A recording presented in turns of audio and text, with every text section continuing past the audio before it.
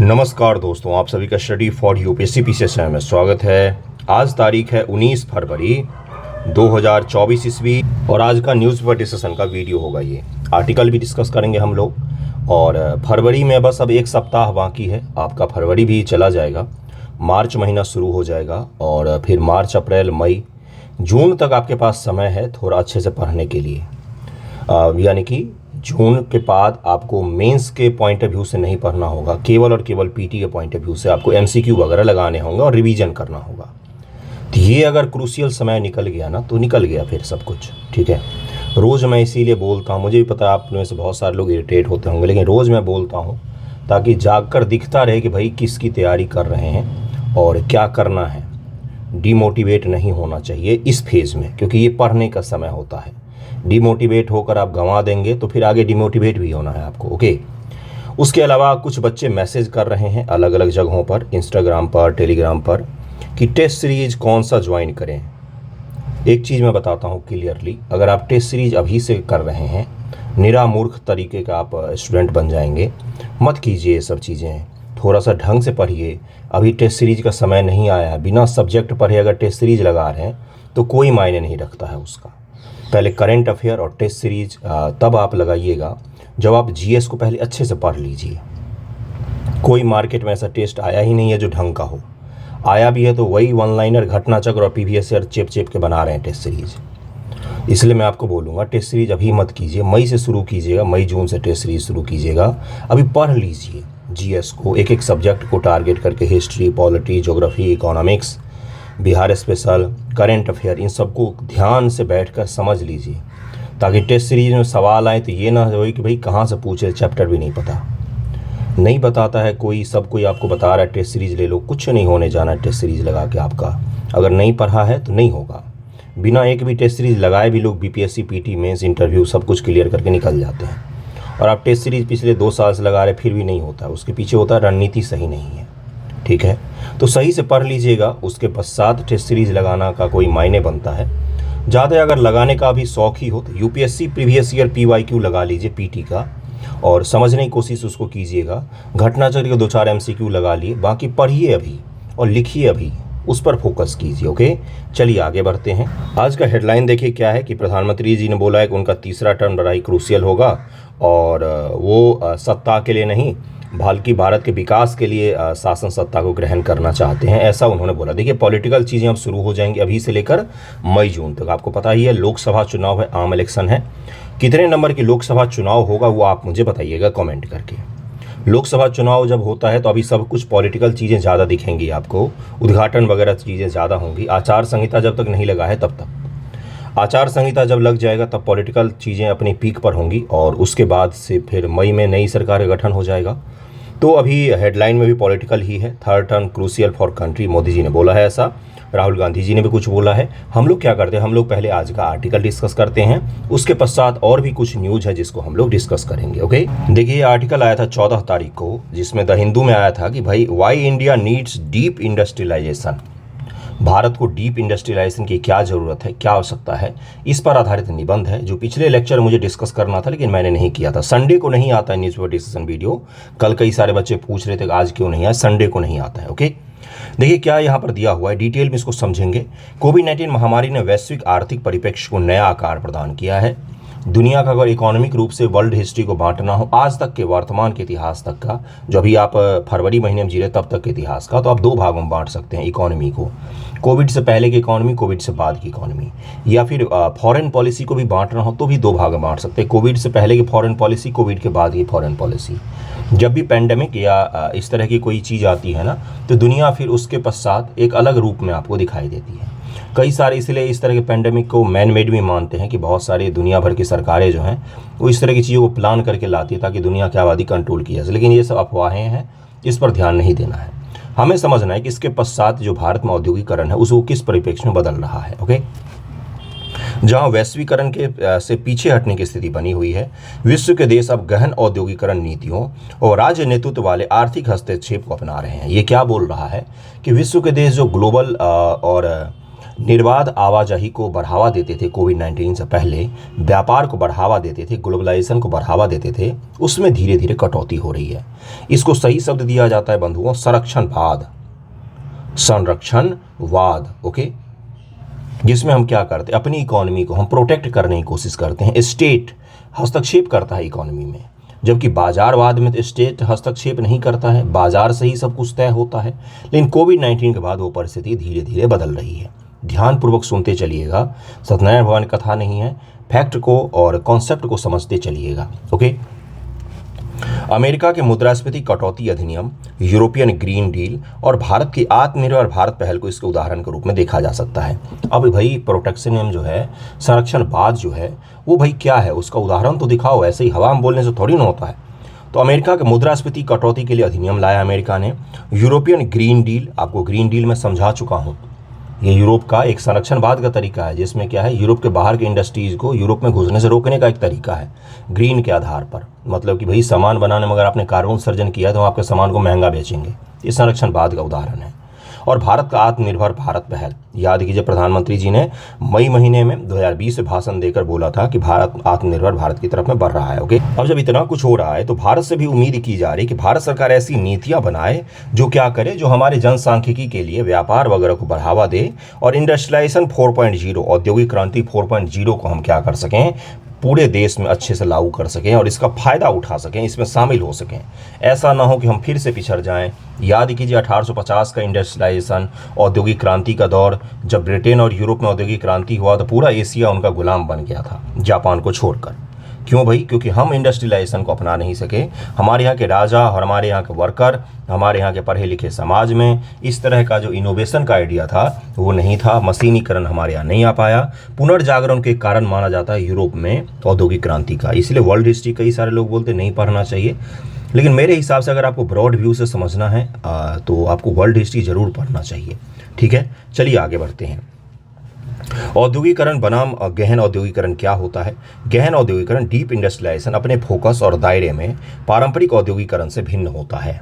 Okay, जबकि औद्योगिकरण आमतौर पर किसी क्षेत्र या देश में उद्योग की विकास की प्रक्रिया को संदर्भित करता है, तो गहन औद्योगिकरण संवहनीय और समावेशी विकास पर बल देते हुए आगे बढ़ता है। औद्योगिकरण, इंडस्ट्रियलाइजेशन जब हुआ था ब्रिटेन में, तो वहाँ पर एक वर्ग बहुत ही ज़्यादा अमीर हो गया था और दूसरा वर्ग गंदे से कीड़े जैसे रहते हैं ना, उस प्रकार से रहने को विवश हो गए थे। तो जब मजदूर सुधार अधिनियम भारत में लागू किए गए तो उस समय भारत में 8 साल के बच्चे को भी 16 घंटे काम करवाया जाता। आप इमेजिन कर सकते हैं, 8 साल के बच्चे 16 घंटे काम करवाएगा तो उसका शरीर कैसा रहेगा। महिलाएं और पुरुष यहाँ भारत में ही नहीं, ब्रिटेन में भी बदतर स्थिति में रहने को मजबूर थे। ब्रिटेन का झुग्गी झोपड़ी तो उस समय में वर्ल्ड फेमस हुआ करता था, इतने घटिया तरीके से लोग रहते थे। तो क्या हुआ, इंडस्ट्रियलाइजेशन जब औद्योगिकरण हुआ तो क्या हुआ, एक वर्ग तो बहुत अमीर हो गया, दूसरा वर्ग जो रहा वो बहुत ही गरीब हो गया। जिसके बाद आपको कार्ल मार्क्स और बहुत सारे मार्क्सवादी जो थिंकर दिखते हैं वो कहाँ से उभरे भाई? जब समस्या ये उत्पन्न हुई अमीर गरीब की, तब जाके थिंकर्स उभरे, मार्क्सवाद का दौर शुरू हुआ। मजदूरों और बुजुर्गों की क्रांति वाला आपने सुना होगा कि भाई संपत्ति का बंटवारा हो वगैरह वगैरह। तो वो सब कहाँ से शुरू हुआ? समाज जब समस्या उत्पन्न हुई तब जाके उस तरह की थिंकिंग आई थी। ये चीज़ क्लियर हो रहा है आपको? थोड़ा सा ब्रॉड में समझिएगा। लेकिन गहन औद्योगिकरण, डीप इंडस्ट्रियलाइजेशन में ऐसा नहीं होता। डीप इंडस्ट्रियलाइजेशन में होता है समावेशी, इंक्लूसिव व सस्टेनेबल। देखिए यहाँ पर 2 शब्द दिया हुआ है, उसके आधार पर ग्रोथ। अब आपसे स्टेटमेंट में यही दे देगा औद्योगिकरण और गहन औद्योगिकरण में क्या फ़र्क है, तब फिर आप वहाँ पर समझ नहीं पाएंगे, गलत कराएंगे। तो इसको जरूर ध्यान रखिए। यहाँ पर 2 शब्द है, सस्टेनेबल और समावेशी, इंक्लूसिव। ओके, इसमें देखिए क्या है, इसमें उद्योगों को उन्नत प्रौद्योगिकी के साथ एकीकृत करना, नवाचार को बढ़ावा देना, पर्यावरणीय और सामाजिक उत्तरदायित्व सुनिश्चित करना शामिल है। गहन औद्योगिकरण का लक्ष्य केवल तीव्र औद्योगिक विस्तार के बजाय दीर्घकालिक आर्थिक स्थिरता और सामाजिक कल्याण भी होता है। डीप इंडस्ट्रियलाइजेशन में समाज का कल्याण भी शामिल होता है, सोशल वेलफेयर भी शामिल होता है। जबकि इंडस्ट्रियलाइजेशन में सोशल वेलफेयर का कोई स्थान नहीं होता, केवल और केवल पैसा बनाना स्थान होता है, उत्पादन को बढ़ाना स्थान होता है। ना कोई मोरालिटी होती है, ना तो समाज के प्रति कोई दायित्व होता है, कुछ नहीं, नथिंग, जीरो। जबकि गहन डीप इंडस्ट्रियलाइजेशन में क्या होता है, समाज, पर्यावरण, इंक्लूसिव ग्रोथ, सस्टेनेबल ग्रोथ, इस तरह के जो अच्छे अच्छे शब्द हैं उसका यूज कीजिएगा। ओके, भारत में गहन औद्योगिकरण की आवश्यकता क्यों है? अप्रभावी विनिर्माण प्रतिस्पर्धा है भारत में अभी भी। भारत में औद्योगिक नीतियां विनिर्माण क्षेत्र को आगे बढ़ाने विफल रही हैं, जिसका सकल घरेलू उत्पाद में योगदान 1991 से लगभग 16% का स्तर पर गतिहीन बना हुआ है। 1991 में इकोनॉमी में रिफॉर्म के पश्चात कृषि में भी ग्रोथ हो गया है, लेकिन आज भी जो हमारा सेकेंडरी सेक्टर है, जिसको मैन्युफैक्चरिंग सेक्टर कहा जाता है, उसका जो है परसेंटेज बहुत कम बना हुआ है। ठीक है। पर्याप्त परिवहन सुविधाओं का अभाव है अभी भी। अति भारक्रांत रेल नेटवर्क, मतलब कि बहुत ज़्यादा बोझिल है रेल नेटवर्क। विभिन्न समस्याओं से घिरे सड़क परिवहन भारत के परिवहन अवसंरचना में दबाव उत्पन्न करते, जिसके कारण से जो आवाजाही है वो सुगम तरीके से नहीं हो पाता। लॉजिस्टिक का जो है भार वो बढ़ जाता है। एमएसएमई क्षेत्र की बाधाएं हैं। एमएसएमई अपने देश के एक्सपोर्ट का लगभग में 30% का योगदान देती है, लेकिन ये क्षेत्र जो है ये जॉब में भी बहुत ज़्यादा जॉब क्रिएट करती है, वो भी अनस्किल्ड वर्कर को भी जॉब देती है। लेकिन ये क्षेत्र समस्याओं से घिरा रहता है। लोन की समस्या, पूंजी की समस्या और अच्छे तकनीक की समस्या, तकनीक इनके पास नहीं होते हैं, तो इन सब समस्याओं से एमएसएमई घिरा हुआ है। आयात पर उच्च निर्भरता। भारत अभी भी परिवहन उपकरण, मशीनरी, लौह इस्पात, रसायन और उर्वरक सहित विभिन्न महत्वपूर्ण क्षेत्रों के लिए विदेशी आयात पर निर्भर है। यह निर्भरता आयात प्रतिस्थापन रणनीतियों की आवश्यकता पर प्रकाश डालती है। आज भी हम टेक्नोलॉजी के मामले में बहुत सारा चीज़ आयात करते हैं, तब जाके हमारी इंडस्ट्री चलती है। आप बोलते हैं ना कि भाई चाइना को बाइकआउट, लेकिन आप नहीं कर पाएंगे। आपका जो दुनिया का फार्मास्यूटिकल बने हुए हैं, भारत बना हुआ है दुनिया भर का सबसे ज़्यादा दवाई उत्पादन करते हैं हम, लेकिन हमारे दवाई का कच्चा माल कहाँ से आता है? तो ये आता है सारा का सारा चीन से। सारा नहीं, मतलब मैक्सिमम मोर देन 50% ज़्यादा चीन से आता है। तो अगर ये कट हो गया तो फिर आप कहाँ का दवा उत्पादक रहोगे, बताइए मुझे। तो यानी कि अभी भी आपको बाहर से इंपोर्ट पर बहुत ज़्यादा निर्भर रहना पड़ता है।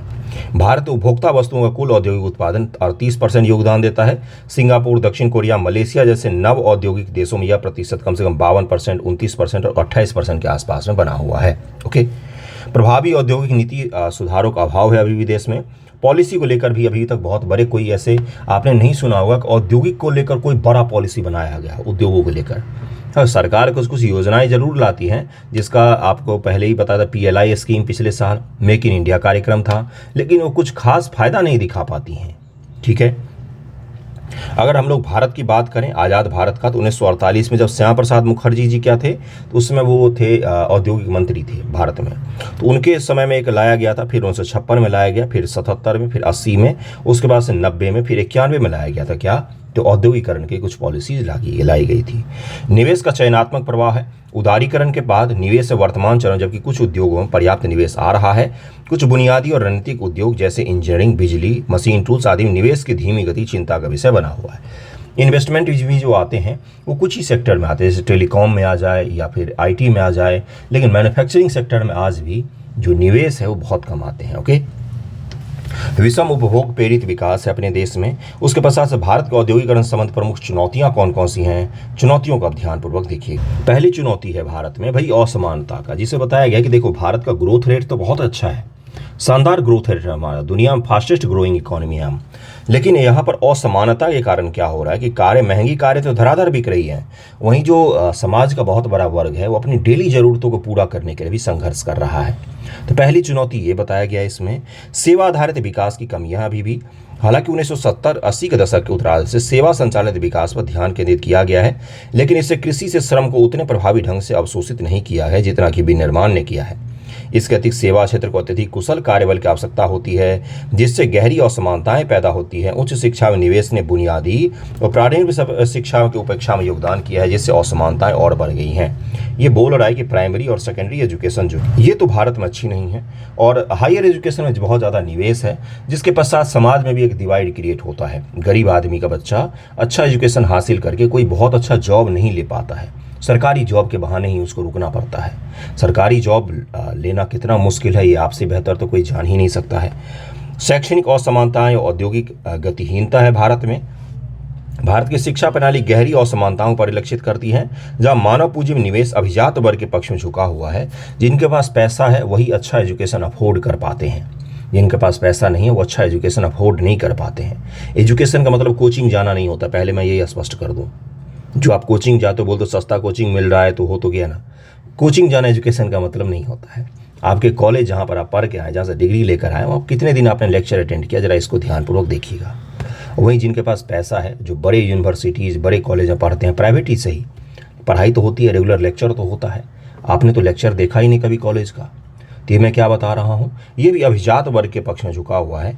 इसके कारण बड़े पैमाने पर उद्यमशीलता, उद्यमों का अभाव है, जो चीन से उलट स्थिति है। स्कूली शिक्षा, उच्च शिक्षा के भिन्न गुणवत्ता और समान श्रम बाजार परिणामों में योगदान करती है, जो विशेष रूप से ग्रामीण क्षेत्रों और छोटे शहरों की पहली पीढ़ी के स्नातकों को प्रभावित करती है। किसको? स्नातकों को प्रभावित करती है। आप भी तो ग्रेजुएट हैं। कौन सा बहुत अच्छा स्किल आपको कॉलेज ने सिखाया, बताइए मुझे। नहीं सिखाते हैं, मैं सच बता रहा हूँ। बुरा मानिए कोई चीज़, आपकी कोई गलती नहीं है, लेकिन एक ग्रेजुएट बच्चा जो अभी बीपीएससी की तैयारी कर रहा है, यूपीएससी की भी तैयारी कर रहा है, शुरुआत में जब तक उसको कोचिंग वाले रगड़ रगड़ सिखाते नहीं हैं, सही से एक आंसर नहीं लिख पाते हैं पढ़ा हुआ टॉपिक से भी। निबंध लेखन तो बहुत दूर की बात है। क्यों होता है ऐसा? क्योंकि उनको सही एजुकेशन कॉलेज में नहीं दिया गया। कॉलेज में तो लिखना इतना शार्प हो जाता है, आप जब उतने सारे पेपर का एग्जाम दे तो अपने मन से सोच सोच कर इतना शार्प हो जाता है कि उनको निबंध लेखन में कभी कोई दिक्कत नहीं आती है। ठीक है, तो ये भी एक बहुत बड़ी समस्या है जिसको आप फील कर सकते, बताने की चीज़ तो नहीं है। औद्योगिकरण में सांस्कृतिक कारक भी है। औद्योगिकरण के लिए प्रमुख सांस्कृतिक शर्त भी है जन शिक्षा, जिसका भारत में अभाव है। जोएल मोकिल का मानना है कि तकनीकी प्रगति और विकास के लिए उपयोगी ज्ञान का उदय महत्वपूर्ण है। भारत में विनिर्माण के लिए आवश्यक कुछ व्यवसायों का सांस्कृतिक अवमूल्यन, साथ ही व्यावसायिक कौशल का अवमूल्यन, जैविक नवाचार औद्योगिक प्रगति में बाधा उत्पन्न कर रहा है। भारत में रोजगार सृजन में तो चुनौतियां हैं ही। भारत में 63 मिलियन एमएसएमईस में से 99% से अधिक असंगठित क्षेत्र में है। जो कंपनी रजिस्टर नहीं है या काम करते हैं तो वहाँ पर कोई बीमा नहीं मिलता, कोई हेल्थ पॉलिसी नहीं मिलता, कुछ नहीं मिलता उनको, न पेंशन मिलता है। जिनमें उत्पादक रोजगार सृजन के लिए बहुत कम लचीलापन है, उनका निर्वाह अस्तित्व नौकरियों या पैमाने के लिए कोई नुस्खा नहीं है।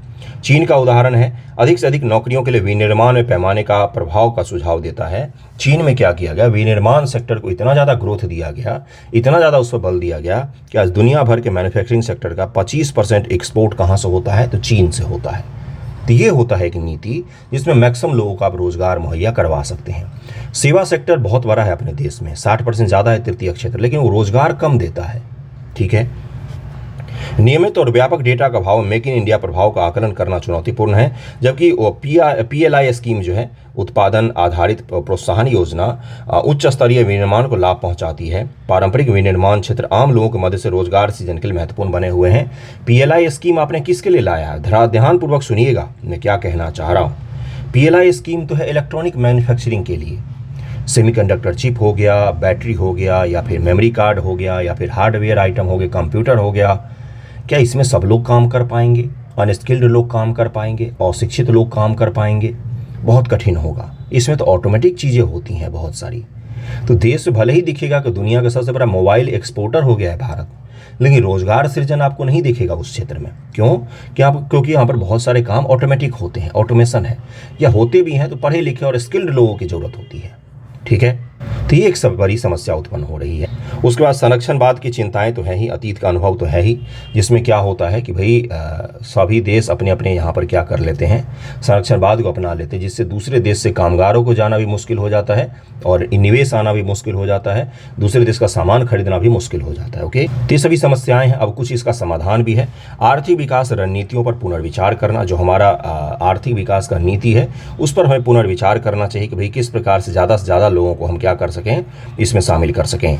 रघुराम राजन और रोहित लांबा ने breaking the mould reimagining India's economic future में एक अपरंपरागत दृष्टिकोण का प्रस्ताव रखा। वे विनिर्माण आधारित विकास से उच्च कौशल सेवा संचालित विकास की ओर ध्यान केंद्रित का सुझाव देते हैं, जिसमें वो बोलते हैं कि भाई विनिर्माण आधारित विकास से क्या करो, हाई स्किल्ड की तरफ में हमें जाना चाहिए और लोगों को ट्रेनिंग देकर हमें क्या करना पड़ेगा, जॉब देना पड़ेगा। इसके साथ ही इस दृष्टिकोण को वर्तमान औद्योगिक नीतियों के साथ तालमेल में होना चाहिए ताकि इसकी प्रभावशीलता का प्रभावी ढंग से दोहन किया जा सके।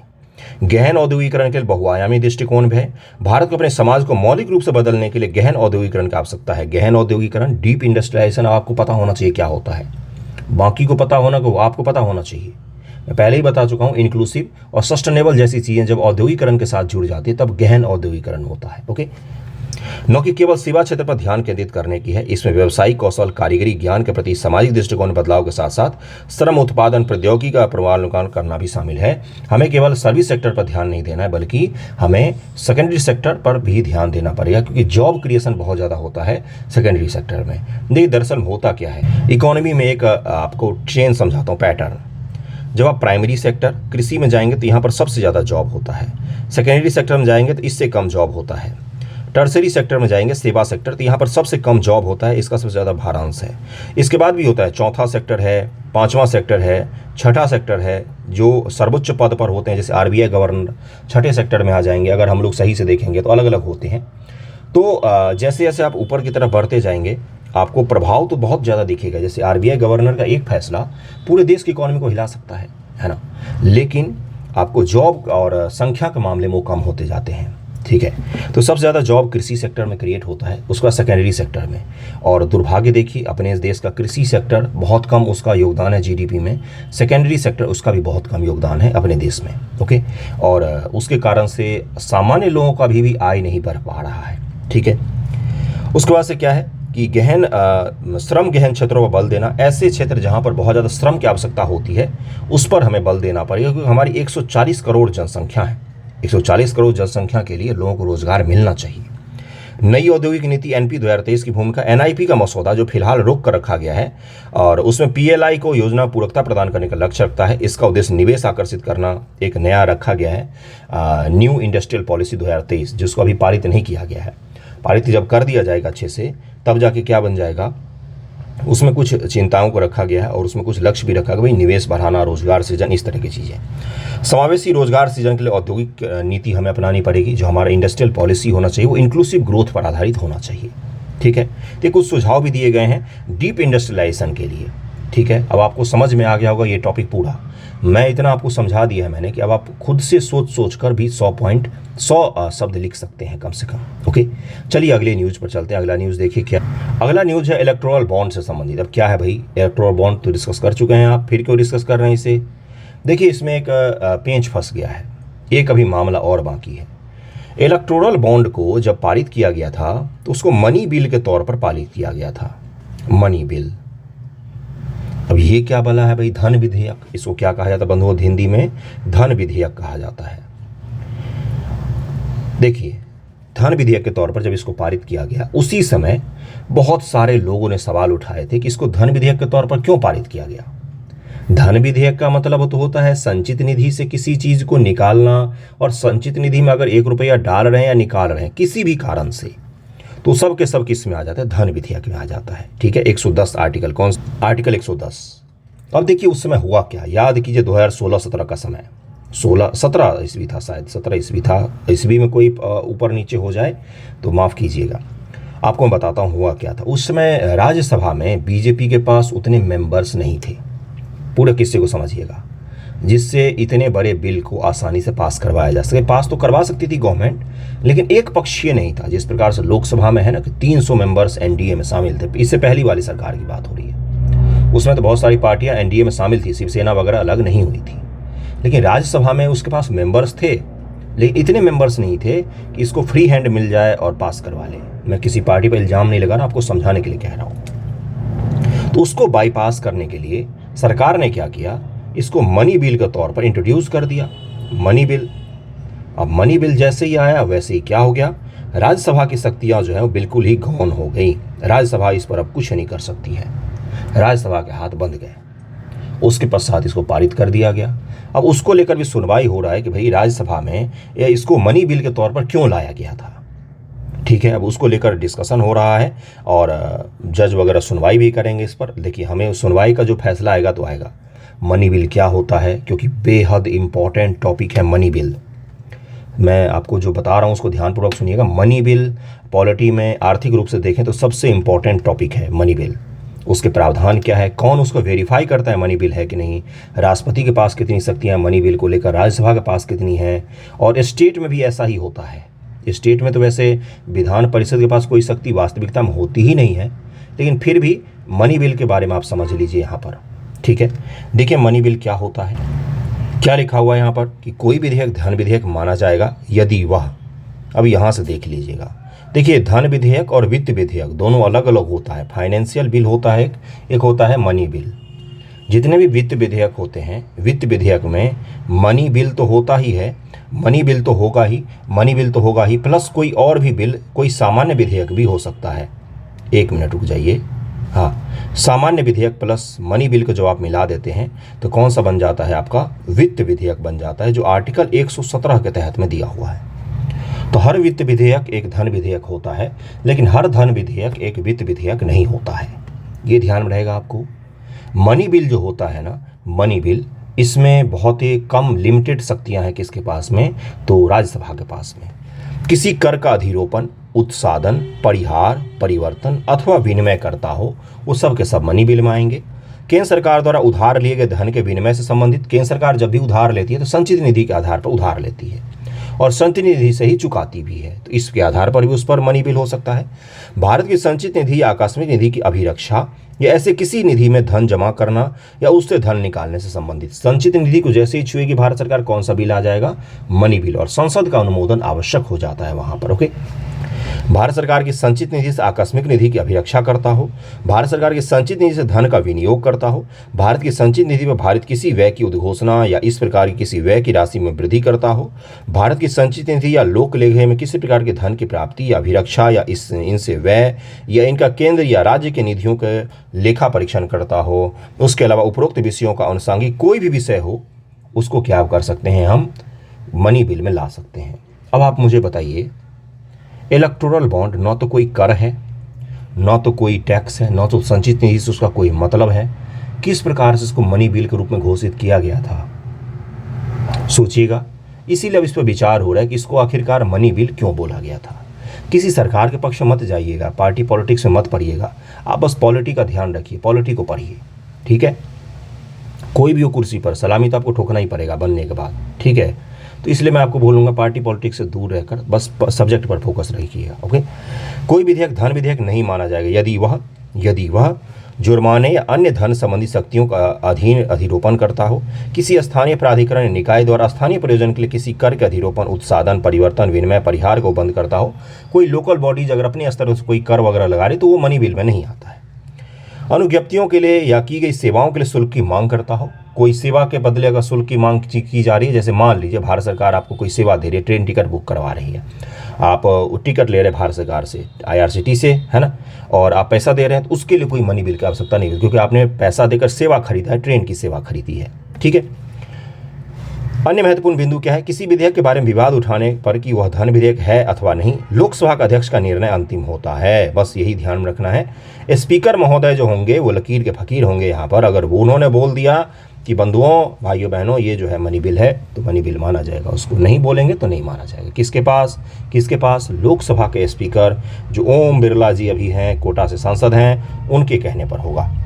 किसी विधेयक को धन विधेयक के रूप में अध्यक्ष द्वारा प्रमाण पत्र दिए जाने के बाद उसके प्रकृति के प्रश्न पर न्यायालय में अथवा किसी सदन में अथवा राष्ट्रपति द्वारा विचार नहीं किया जाता है।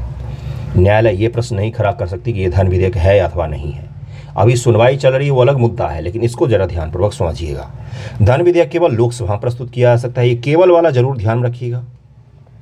केवल वाले जो एग्जाम में अक्सर गलत होते हैं, आपको मैं एलिमिनेशन सिखाऊंगा PT से पहले, उसमें बताऊंगा, लेकिन यहाँ पर केवल सही होगा, केवल लोकसभा में आ सकता है। ये धन विधेयक को सरकारी विधेयक माना जाता है तथा इसे केवल मंत्री द्वारा ही प्रस्तुत किया जा सकता है।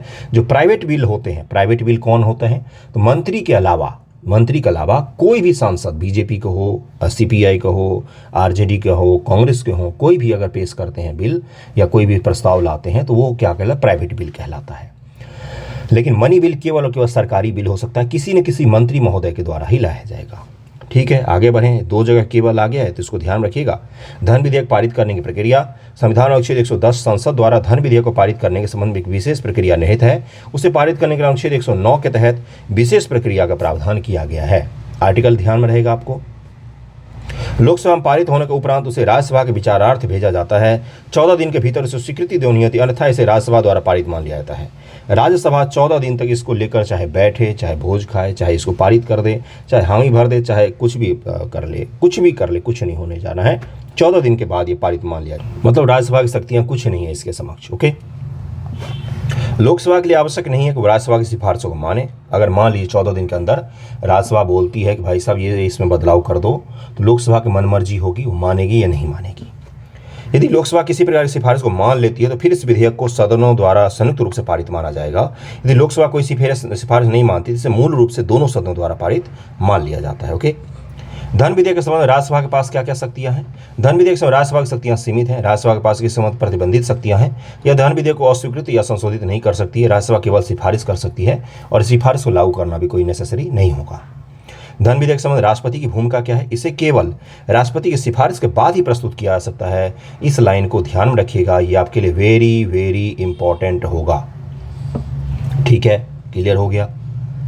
दोनों सदनों द्वारा पारित होने के बाद धन विधेयक को राष्ट्रपति के समक्ष प्रस्तुत किया जाता है, तो वह इस पर अपनी सहमति देता है, फिर इसे रोक कर रख सकता है। राष्ट्रपति इसे किसी भी दिशा में सदन को पुनः विचार के लिए नहीं भेज सकता है। ओके, मनी बिल के बारे में इससे ज़्यादा आपके पीटी एग्जामिनेशन में कुछ भी नहीं पूछेगा। कुछ भी नहीं पूछेगा का मतलब कुछ भी नहीं पूछेगा। ठीक है, क्लियर हो गया। अगले टॉपिक पर चलें। मनी बिल समझ में आ गया आपको, होने दीजिए सुनवाई वगैरह, उसके बाद उसको भी डिस्कस कर लेंगे। ऐसा क्या है भाई, लेकिन उसका जो मूल आत्मा था वो था मनी बिल। मनी बिल को अब हमने डिस्कस कर लिया है। ओके, अगला न्यूज़ देखिए क्या। अगला न्यूज़ है आपका इसरो से संबंधित, और GSLV रॉकेट को नॉटी बॉय कहा जाता है। इसरो का नॉटी बॉय मतलब कि शरारती लड़का कहा जाता है इसको, है ना। क्यों कहा जाता है भाई? क्योंकि इसका सक्सेसफुल रेट जो है ना वो PSLV की तुलना में बहुत कम है।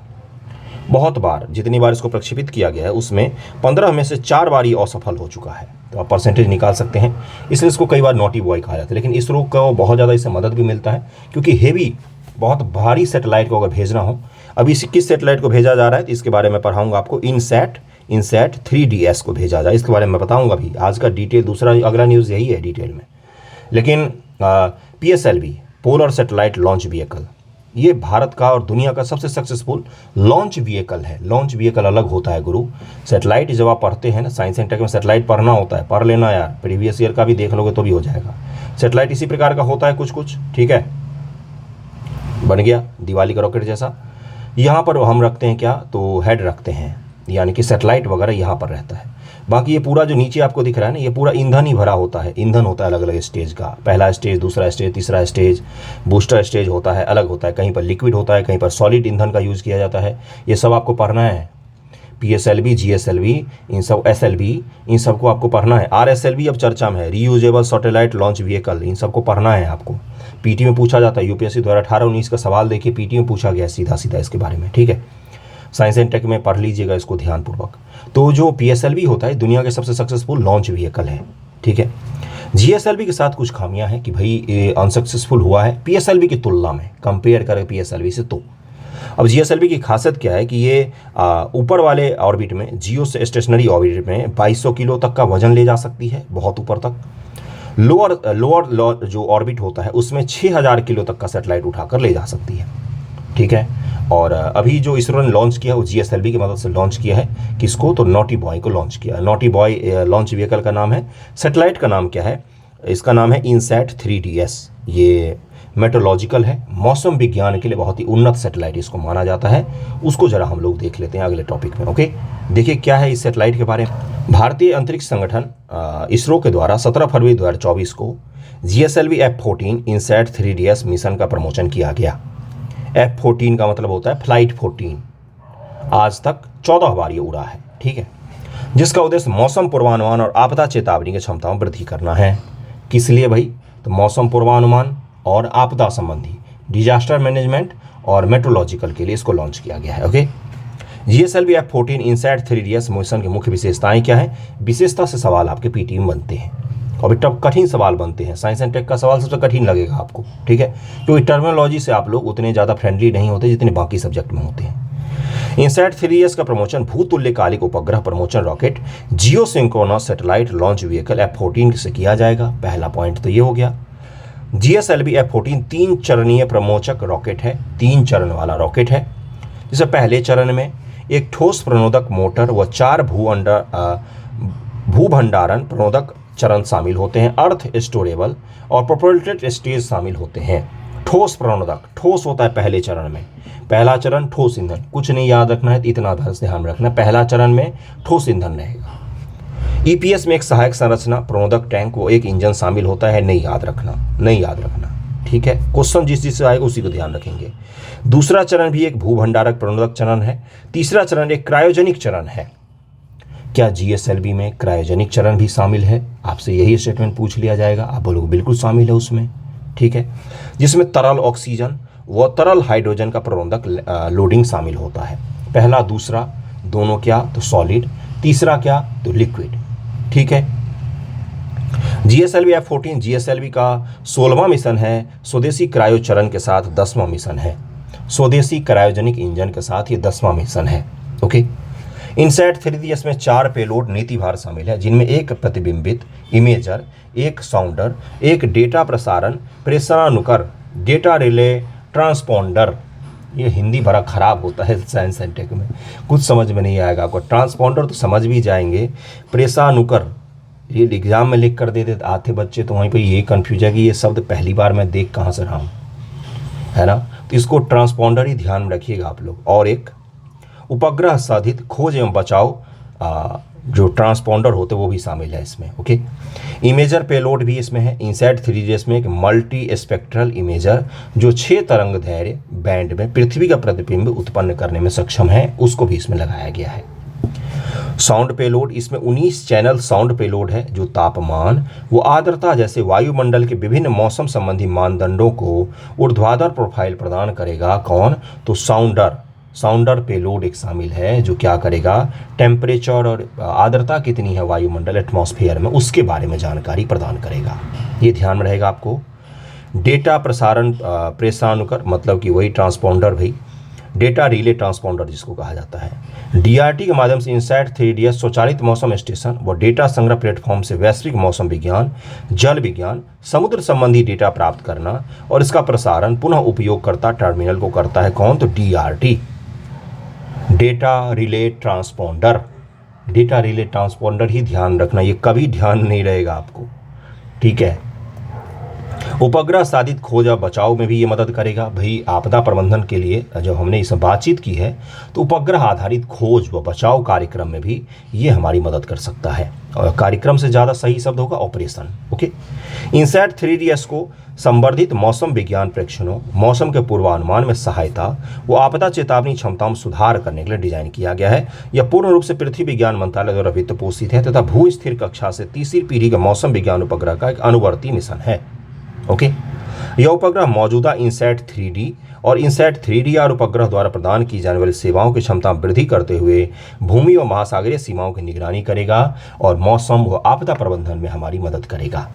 इतना आपको बस ध्यान में रखना इस टॉपिक के बारे में। क्लियर हो गया? एक बार और अगर इसको आप शुरू से देख लेंगे तो आपको समझ में आ जाएगा। टर्मिनोलॉजी जब भारी लगे ना साइंस एंड टेक में तो उसको 2 से 3 बार पढ़ लिया कीजिए, सामने लिख कर रख दीजिए, जिससे साइंस एंड टेक की टर्मिनोलॉजी आप फ्रेंडली हो जाए तो एग्जाम में आपको दिक्कत ना हो, ओके। चलिए देखिए अगला न्यूज़ क्या है। अगला न्यूज़ आपको मैंने उसी दिन बताया था कि विशाखापत्तनम के पास, विशाखापत्तनम कहाँ पर, तो आंध्र प्रदेश में। विशाखापत्तनम एक नेचुरल प्राकृतिक बंदरगाह के रूप में बड़ा ही फेमस है पूर्वी तट पर, ठीक है। विशाखापत्तनम बंदरगाह नेवी के लिए बेहद इंपॉर्टेंट है। वहाँ पर मिलन अभ्यास, सैन्य अभ्यास आयोजित किया जा रहा है। मिशन किसका, तो नेवी का। ये दुनिया के सबसे बड़े नेवल एक्सरसाइज में शामिल है। 53 से ज़्यादा देश इसमें शामिल हैं। इसको ज़रूर ध्यान रखिएगा, आपसे पूछा जा सकता है कि कहाँ पर ऑर्गेनाइज़ किया जा रहा है, कौन कौन से इसमें, तो इसमें रूस और अमेरिका दोनों शामिल हैं। सोचिएगा ज़रा, है ना। भारत के साथ में हो रहा है कहाँ पर, तो विशाखापत्तनम में। वहाँ पर यूएस का एक वॉरशिप आ रहा था, उसी का ये चित्र है। इसको ज़रूर ध्यान रखिएगा। आज का न्यूज़ कुछ कम ही था न्यूज़पेपर में, और कुछ बच गया होगा तो अगले वीडियो में हम लोग करेंगे। कैसा लगा वीडियो ज़रूर बताइएगा। यहीं पर समाप्त होता है आज का न्यूज़पेपर डिस्कशन। और पढ़िए अच्छे से, अभी टेस्ट सीरीज पर नहीं, भी पढ़ने पर फोकस रखना, okay. Thank you so much आप सभी का वीडियो देखने के लिए।